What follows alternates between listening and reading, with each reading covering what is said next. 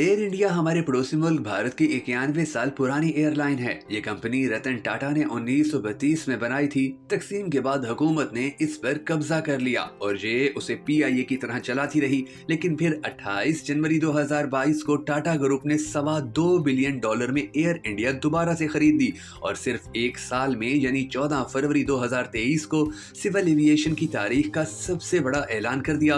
Air India ने 470 नए जहाजों का ऑर्डर दे दिया। इन तैयारों में 210 Airbus, 190 Boeing 733 max, 40 Airbus, 20 Boeing और 10 बोइंग 777 शामिल हैं। ये एविएशन इंडस्ट्री की आज तक की सबसे बड़ी डील है। इसकी मालियत $60 बिलियन है और ये इस मुल्क में हो रहा है जो 1990 की दहाई तक पाकिस्तान की तरक्की को हैरत से देखता था। आप ये खबर पढ़ने के बाद एक लम्हे के लिए रुकिए और सोचिए कि आज इंडिया कहां चला गया और हम कहां आ गए। हम $1.5 बिलियन के लिए आईएमएफ के सामने एरिया रगड़ रहे हैं, जबकि भारत में एक कंपनी $60 बिलियन की डील कर रही है और अमेरिकी सदर जो बाइडेन, फ्रेंच सदर एमानुएल मैक्रोन और बरतानवी वजीर आजम ऋषि सुनाक भारतीय वजीर आजम नरेंद्र मोदी को मुबारकबाद पेश कर रहे हैं। भारत इस डील के साथ साथ दुबई और दोहा स्टैंडर्ड के 80 नए एयरपोर्ट्स भी बना रहा है, जिसके बाद इंडिया एशिया में सिविल एविएशन का सबसे बड़ा मरकज बन जाएगा।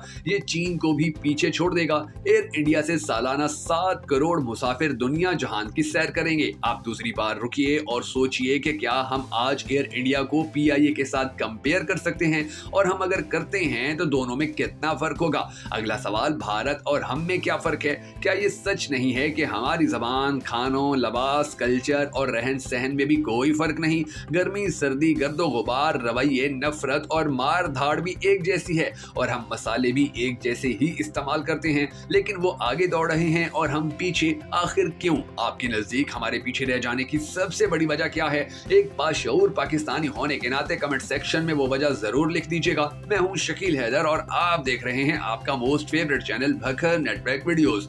दोस्तों, क्या आपके जहन में ये सवाल भी आता है कि क्या इस मुल्क में कोई शख्स हमारे इस कौमी ज़वाल की वजूहात पर गौर कर रहा है, और क्या हम रुक कर, ठहर कर और सांस लेकर अपनी गलतियों का एतराफ कर रहे हैं? इसका सीधा सादा सा जवाब है कि दो खानदान जो हम पे पिछले 48 साल से मुसल्लत हैं, उन्होंने कभी इन बातों को सोचने की जहमत ही गवारा नहीं की है। हम अगर आज भी सोच समझ रहे होते तो शायद ज़वाल की चट्टान से फिसलने का ये सिलसिला रुक जाता, लेकिन जब कौमों की मत मारी जाती है तो फिर उन्हें धूप में पड़ी हकीकतें भी दिखाई नहीं देती। कुछ दिन पहले ही यह खबर सामने आई थी कि भारत की एक मल्टीनेशनल कंपनी टाटा ग्रुप का साइज $365 अरब से बढ़ गया है, जो कि पाकिस्तान की पूरी जीडीपी से ज्यादा है। मुल्क के बड़े होश के नाखुन लें और सियासी इस्तेहकाम यकीनी बनाएं कि मुआशी तरक्की के लिए देर पा सियासी इस्तेहकाम नागुज़ीर होता है। गुज़िश्ता 20 सालों में भारत में 2 जबकि पाकिस्तान में 20 वज़ीर आज़म बदले गए।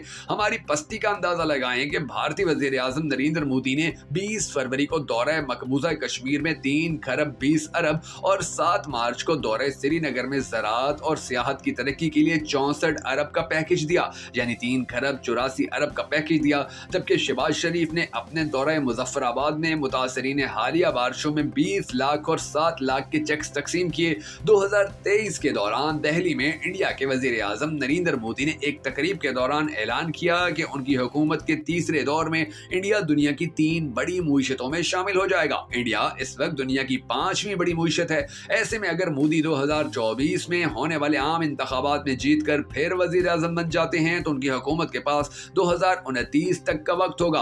वाज़ेह रहे कि बैनुल अक़वामी मालियाती फंड ने भी पिछले साल अक्टूबर में अंदाजा लगाया था कि इंडिया साल 2027 तक दुनिया की तीसरी सबसे बड़ी मुईशत बन सकता है।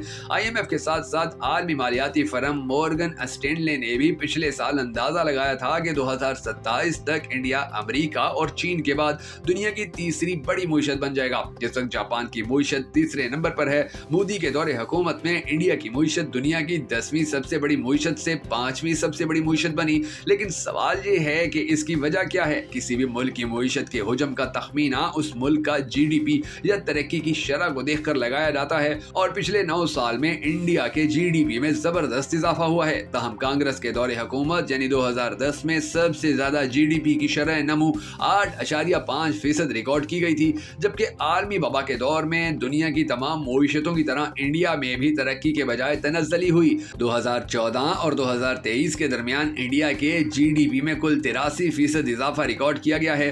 9 साल की शरह नमू के लिहाज से इंडिया चीन से सिर्फ 1% नीचे है, क्योंकि चीन की जीडीपी में 84% का इजाफा दर्ज किया गया।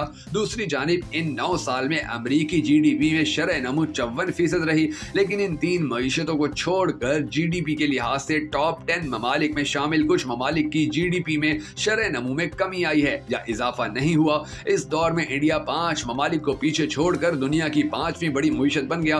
इनमें से बरतानिया, फ्रांस और रूस की जीडीपी में इजाफे की शरह बिल तरतीब 3, 2 और 1% रही। इसके साथ साथ इटली की जीडीपी की शरह नमू में इजाफा नहीं हुआ। ब्राजील की जीडीपी में 15% की कमी देखी गई है। इन हालात को देखकर दिल से दुआ निकलती है कि हमारा अल्लाह हमारे मुल्क के हालात पर खसूसी रहम फरमाए। अगर आप भी हम सब के साथ मिलकर होने वाली इस दुआ में शामिल होना चाहें तो इस वीडियो को लाइक और शेयर करने के साथ साथ कमेंट सेक्शन में आमीन जरूर लिख दीजिएगा।